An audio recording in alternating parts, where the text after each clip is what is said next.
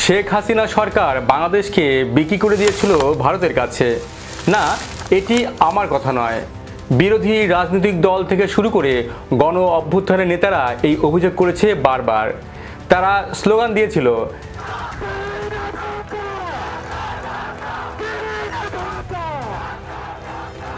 দিল্লি না ঢাকা, ঢাকা ঢাকা। অথচ তারাই 1 বছরের বেশি সময় ধরে ক্ষমতায় আছে, কিন্তু আওয়ামী লীগের করা গোলামি চুক্তি বাতিল তো করেনি, উল্টো ভারত থেকে বেশি পণ্য আমদানি করছে। অর্থাৎ শেখ হাসিনা সরকারের চেয়ে ডক্টর ইউনূস সরকার ভারত থেকে বেশি পণ্য আমদানি করছে। প্রশ্ন উঠছে, ডক্টর ইউনূস যদি ভারতের সাথে বেশি ব্যবসা করে, তাহলে কেন বলা হলো শেখ হাসিনা ভারতের কাছে দেশ বিক্রি করে দিয়েছেন? চলুন বিশ্লেষণ করি।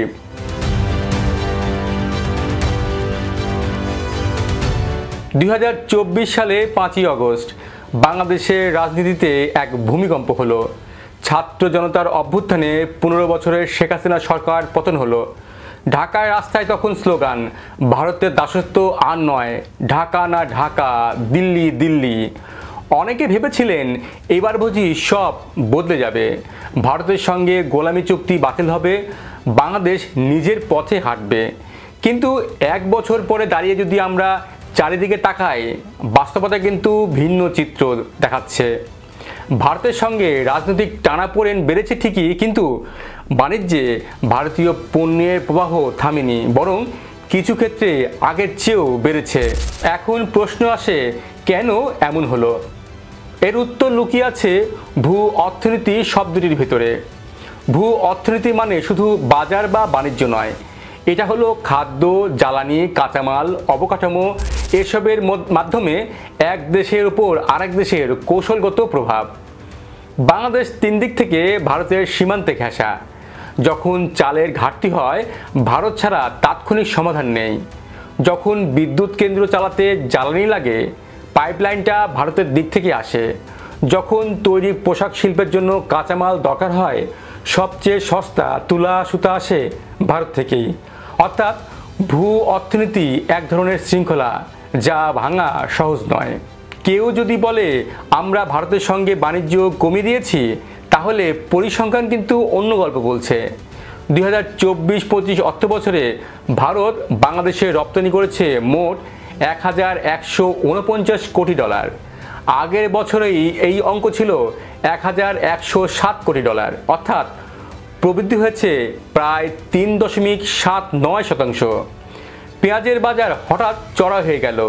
আগস্টে সরকার আমদানির অনুমতি দিল। ভারতের পেঁয়াজ ঢুকতেই বাজার ঠান্ডা হলো। চালের ক্ষেত্রেও আরও নাটকীয় ঘটনা। 2023-24 অর্থবছরে ভারত থেকে চাল এসেছিল মাত্র $16 কোটি, কিন্তু 2024-25 অর্থবছরে এই সংখ্যা বেড়ে দাঁড়িয়েছে $361 কোটি। অর্থাৎ প্রবৃদ্ধি 2174%। তুলা আমদানিও বেড়েছে 18%। সুতা আমদানি স্থলবন্দর দিয়ে বন্ধ হলেও সমুদ্রপথে চালু থেকেছে। এই সংখ্যাগুলো এটাই প্রমাণ দেয়, রাজনৈতিক উত্তেজনা বাণিজ্য প্রবাহকে থামাতে পারে না। বাংলাদেশ প্রতিদিন গড়ে 1780 মেগাওয়াট বিদ্যুৎ ভারত থেকে আমদানি করছে। দেশের মোট চাহিদার প্রায় 15% আসে সেখান থেকেই। তাহলে প্রশ্ন, বাংলাদেশ কি নিজের বিদ্যুৎ উৎপাদন করতে পারে না? সক্ষমতা আছে প্রায় দ্বিগুণ, কিন্তু সমস্যা হলো জ্বালানি, কয়লা, গ্যাস, ফাইন্যান্স অয়েল যথেষ্ট সরবরাহ নেই, ফলে বিদ্যুৎ কেন্দ্রে বসিয়ে রাখতে হচ্ছে। অন্যদিকে আদানি গ্রুপের বিদ্যুতের বিল আগের আওয়ামী লীগ সরকারও পরিশোধ করতে হিমশিম খেত, কিন্তু অন্তর্বর্তী সরকার সেই পাওনা শোধ করছে আরও দ্রুততায়। এখন প্রশ্ন হচ্ছে, এটা কি দাসত্ব নাকি অর্থনীতি নির্ভরতা? ভারতের বিকল্প কি আছে? ডক্টর ইউনূস সরকার বিকল্প খোঁজার চেষ্টা করছে। যুক্তরাষ্ট্র থেকে তুলা আমদানির জন্য কয়েকটি চুক্তি করেছে, কিন্তু বিশেষজ্ঞরা বলছেন এটি ভারতের জায়গা নিতে পারবে না। কারণ কি? এর প্রধান কারণ হলো ভারত ভৌগোলিকভাবে কাছে, পণ্য পরিবহন খরচ কম, জরুরি সময় দ্রুত সরবরাহ দিতে পারে। অন্য উৎস থেকে আমদানি করা যাবে, তবে খরচ বাড়বে, সময় লাগবে। তাহলে বিকল্প খুঁজে পাওয়া মানেই ভারতের প্রভাব কমানো নয়। এবার আসল প্রশ্ন, শেখ হাসিনা সরকারের বিরুদ্ধে যখন অভিযোগ তোলা হয়েছিল যে তারা দেশ বিক্রি করেছে ভারতের কাছে, তখন ডক্টর ইউনূস সরকার কি করছে আসুন মিলিয়ে দেখি। শেখ হাসিনা সরকারের সময় ভারতের সঙ্গে করা কোনো চুক্তি এখন পর্যন্ত বাতিল হয়নি। বিদ্যুৎ আমদানির ব্যবস্থা চালু আছে, বরং আদানি গ্রুপের পাওনা দ্রুত পরিশোধ করা হচ্ছে। চাল, পেঁয়াজ, তুলা সব কিছুই আগের চেয়ে বেশি আমদানি হচ্ছে। তাহলে কি বলা যায়, ভারতের দাসত্ব আসলে ছিল রাজনৈতিক স্লোগান? কারণ 1 বছরের মধ্যে একটি চুক্তিও বাতিল হয়নি, বরং বাণিজ্য আরও গভীর হয়েছে। বিশেষজ্ঞরাও তাই বলছেন। সাবেক রাষ্ট্রদূত হুমায়ুন কবির বলছেন, বাংলাদেশ ও ভারতের সম্পর্কে কিছু স্তর আছে যা বিচ্ছিন্ন করা যায় না। ভৌগোলিক বাস্তবতা বদলানো সম্ভব নয়।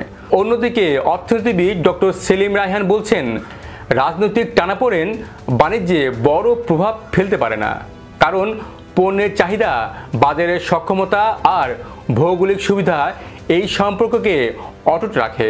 এখানে সাধারণ মানুষের প্রশ্ন গুরুত্বপূর্ণ। তারা জানতে চাইছে, যারা আওয়াজ তুলেছিল ভারতের দাসত্ব আর চলবে না, তারা এখন চুপ কেন? ভারতের সঙ্গে বাণিজ্য তো আগের মতোই চলছে। যদি শেখ হাসিনা সরকার ভারতের দালাল হয়, তাহলে ডক্টর ইউনূস সরকারকে কি বলা যায়? যদি আওয়ামী লীগ সরকারের করা চুক্তিগুলো ভারতের গোলামি বলা হয়, তাহলে 1 বছরের মাথায় কেন একটি চুক্তিও বাতিল করা হয়নি? এখন আসল ক্লাইম্যাক্স, ভারতের সঙ্গে বাংলাদেশের সম্পর্ক কি সত্যি দাসত্ব, নাকি এটি আসলে ভূ অর্থনীতির বাস্তবতা? চাল, পেঁয়াজ, বিদ্যুৎ, তুলা এসব ছাড়া বাংলাদেশ টিকে থাকতে পারবে না। ভারতের ভূ অর্থনৈতিক প্রভাব এতটাই গভীর যে কোনো সরকার চাইলেও তা কাটাতে পারবে না। অতএব শেখ হাসিনা হোক কিংবা ডক্টর ইউনূস, কেউ ভারতের নির্ভরতা থেকে মুক্ত নয়। রাজনীতির ভাষায় এটিকে দাসত্ব বলা হয়, কিন্তু অর্থনীতির ভাষায় এটি হলো অপরিহার্য নির্ভরশীলতা। অতএব যারা ভেবেছিলেন অভ্যুত্থানের পর সব বদলে যাবে, তাদের জন্য উত্তর হলো, বাস্তবতা এতটা সহজ নয়। বাংলাদেশ ভারতের সঙ্গে সম্পর্ক ছিন্ন করতে পারবে না, বরং বিকল্প চেষ্টা করলেও খরচ বাড়বে, সময় লাগবে। তাহলে প্রশ্ন থেকে যায়, আমরা কি রাজনৈতিক স্লোগানে বাঁচব, নাকি অর্থনীতির বাস্তবতা মেনে নিয়ে কৌশল সম্পর্কে গড়াবো? জানান আপনার মতামত। ভিডিওটি শেয়ার করুন, লাইক দিন, সম্ভব হলে আমাদের চ্যানেলটি সাবস্ক্রাইব করুন। আর এতক্ষণ আমাদের সঙ্গে থাকার জন্য ধন্যবাদ।